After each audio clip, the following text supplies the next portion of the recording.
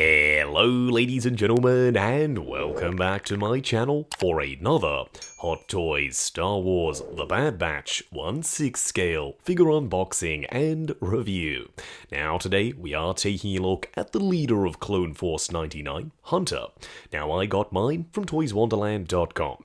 A link for that is in the description below. They do have installment plans and a reward system. While you're down there, why not hit that subscribe, bell notification icon and join button so you're notified as soon as a brand new review goes live on the channel. As for the box art, it is very clean. Front and center, an image of the figure himself. Down below, a glossy wraparound banner done in orange and red to signify the Bad Batch. Plus one more product shot up front and another on the side of the box. On the back, all of the warnings and legal info. Now if we slide off the top cover, we're treated to the real artwork, and it is absolutely stunning. It almost looks like a poster. In the background, Hunter's helmet looming large with some burning embers kind of making their way over the top, plus an image of him with and without his helmet. Now, Hot Toys have been taking their sweet time releasing the various members of Clone Force 99, but slowly but surely we're getting the full team. Like I said in the intro though, this guy is the leader, and for those of you who don't know, he's my favorite of the bunch. What we are going to do now though is get all of his accessories laid out in the light box and take a closer look at everything he comes with. Starting off with the display base first, it is done in the usual Star Wars style, meaning it's rectangular. Up front we have Star Wars and Hunter etched into the nameplate. Then up top we've got two options. This base plate is free floating because it's a sticker. Now I've decided not to stick it down, but if you want to commit to it permanently, you can. On one side, Hunter's helmet, and on the other, the Bad Batch. I do like this one though, it's a little bit more grippy with the textured finish. If you do opt to remove it though, don't worry, it's not blank underneath, there's some sculpted detail. It's this Imperial style flooring, but for some reason, it's done in brown. Then of course, up top when you plug this back in, you've got a regular crotch grabber. I'm pretty excited to try out both of these on the body because as of yet, I don't know which I prefer. Now the helmet is slightly larger in scale. That's done on purpose because in real life, if he was wearing the helmet, it would need to be bigger than his head so it could fit him. Whereas in 1/6 scale, not really an issue because it's got its own neck connector. I like the way it's sculpted and I love the way it's painted. It's filthy, it's dirty, it's quite clearly seen some action. But so too has Space Rambo. I apologize, that was terrible. The headband has some texture through it, and of course the skull up front, but it's not fabric, it's fully sculpted, as is his hair. The strands around the front are slightly rubbery, so no worries when it comes to breakage. The skin tone and skin texture are beautifully done, and the tattoo looks quite real. Some people would rather that animated style because, yes, it's accurate to the show, but having it look like a long-haired badass Tamura Morrison, it works for me. When it comes to blasters, we are in for a treat. Not necessarily with this little guy though, we've seen it before. It's the DC-17 blaster pistol, nice and thin, well painted and well sculpted. Alright, moving on to the actual new weapon here, the DC-17M, and this is stunning. It's an all-new sculpt, and for those of you who don't know, M stands for modular. You can remove the magazine, not super modular, but Hot Toys, I reckon you're showing your hand just a little, because if you pull off the barrel, you can see it's keyed in, which means potentially they had the foresight to make this modular for future figures.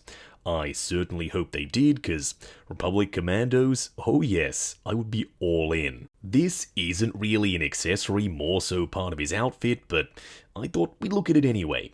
It's his backpack, it's nice and big and chunky, there is a ton of speckling, it's really nicely painted, and I know I've said that about pretty much everything here.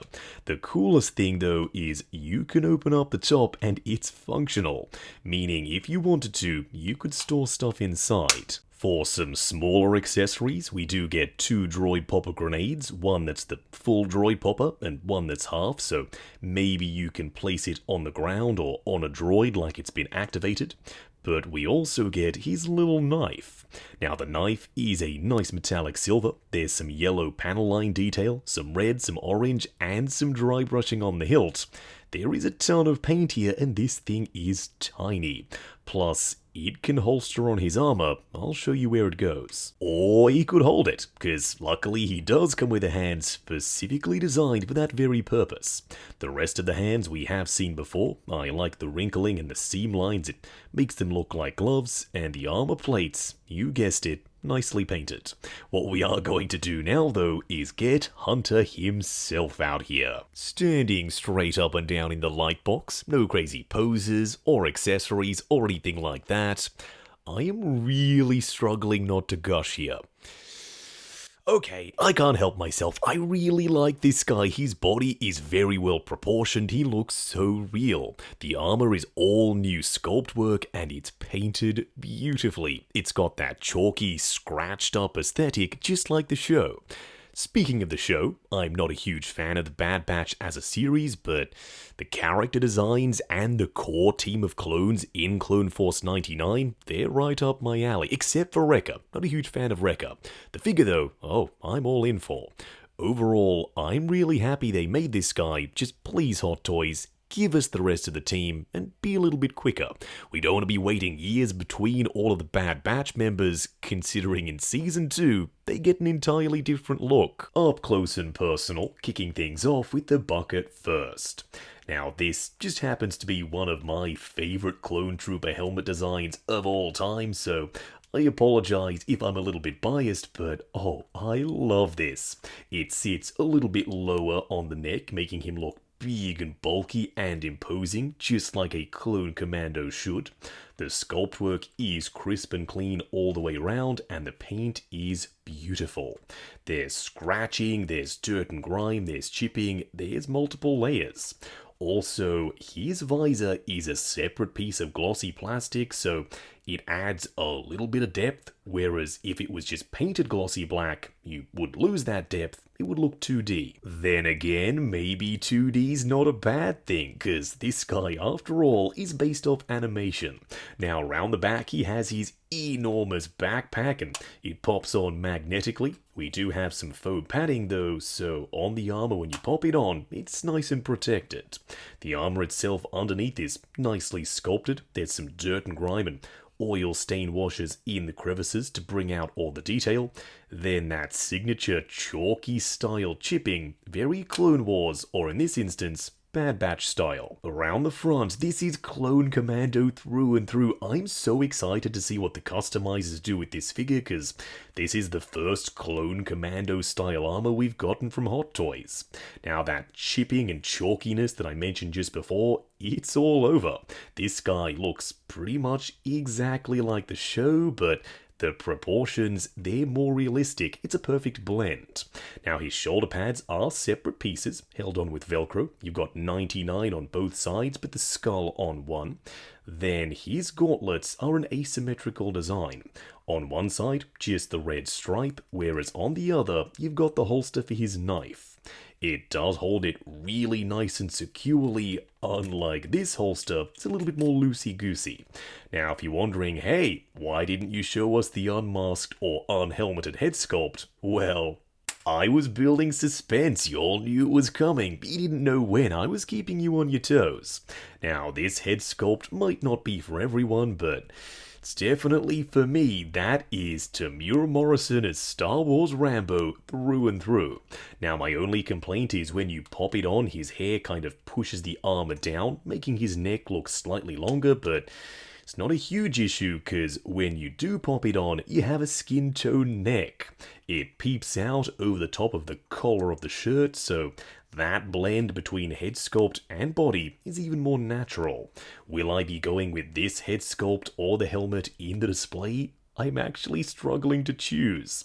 Let me know which of the two options you prefer down below. Speaking of down below, see what I did there? Transition, I'm so sorry. He does have his holster on his kind of belt/diaper armor plate, but it is removable.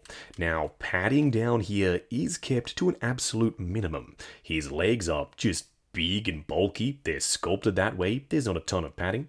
His ribbed suit is made of fabric, so no worries when it comes to posing. There's no asymmetry down here, it's all symmetrical, but that works for me. I do dig the red stripes, it ties the entire look together. Then coming down to the shoes, there is some sculpted tread and even some paint chipping underneath. Now I mentioned padding, and that's for one reason. Up here at the shoulders, they're padded and they're kind of really rubbery. I'm not sure why they did that, because that means this piece kind of slides down over the elbow joint, whereas I would want to push it up, but as you can see, the padding is so bulky that it doesn't want to do that. It simply wants to slide back down. Is that a deal breaker? For me, no, but it's just food for thought. For a quick side-by-side comparison, here we have the two currently released members of the Bad Batch standing together, being of course Echo and now Hunter. Hunter is a touch shorter than Echo, but his shoulders, they're a lot broader. His armor is also a completely different sculpt. It's the Clone Commando style versus Echo that's this kind of normal clone / ARC Trooper / droid hybrid. Now the color scheme matches well, although something I did notice is the reds. The red on Echo is ever so slightly brighter. Maybe that's because Echo joined the team a lot later, Hunter's armor was battle damaged and war torn and a little bit more faded, whereas Echo's is a touch newer. Going over articulation, I have left off the backpack, not because it hinders anything, just because if I knock it, it's gonna go flying. Now do bear in mind, this is my personal copy, so I'm going to be a touch more careful. Starting off with the bucket, it's on a double ball peg, looking forward to there, looking up to there, swivel and pivot side to side. The arms will go up to there, they will go forward and back, butterfly joint at the shoulder that also hinges up and down, swivel at the bicep, double bend at the elbow going just past 90, plus a hinge and swivel for the wrist peg.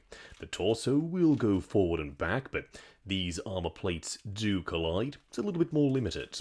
Swivel and pivot side to side. The legs will go forward on clicky ratchets to there, going out to there, swivel at the upper thigh, ratcheted double bend at the knee going past 90, and lastly, a double ball peg for the ankle. Moving on to the 3 cool and 3 annoying things. The first annoying thing is the shoulder pad design.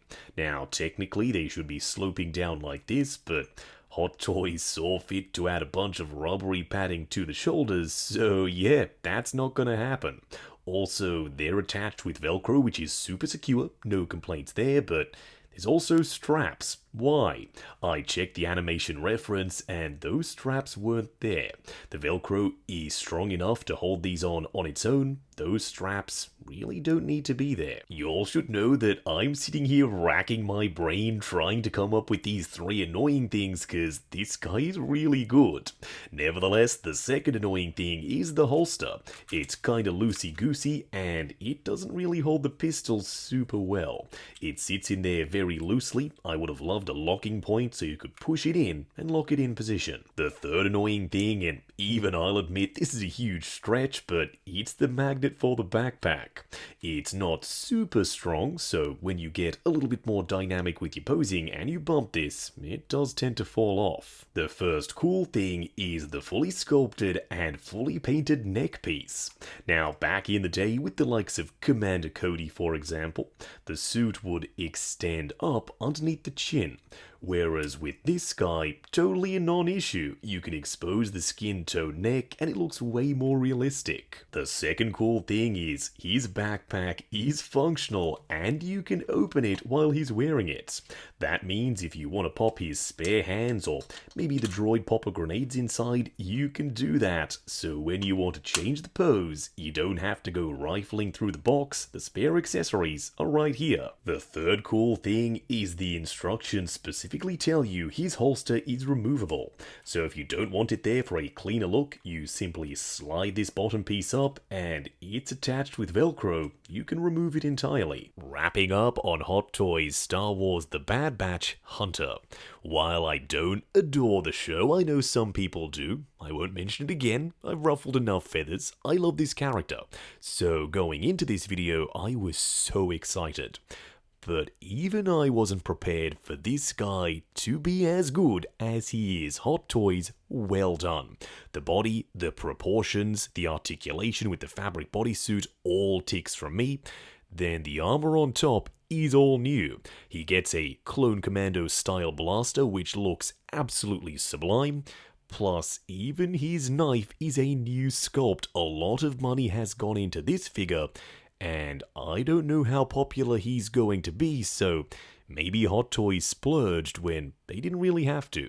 They could have potentially waited for Bad Batch Season 2 to start making the team members, but they didn't. And the best part about that is this look isn't just consistent with Bad Batch Season 1, but the Clone Wars Season 7 as well. So there's some cross-compatibility. If you wanted to pop your Bad Batch members in with your Clone Wars display, you can do that. Or if you want to put together a Bad Batch display, the possibilities are totally there, and that for me is another reason why this guy is a huge win. Now, I got mine from toyswonderland.com. Link for that is in the description below. They do have installment plans and a reward system. While you're down there, why not hit that subscribe, bell notification icon, and join button if you like the sound of seeing your name in the end credits of my reviews. Like, comment, and subscribe. We'll catch you in the next video.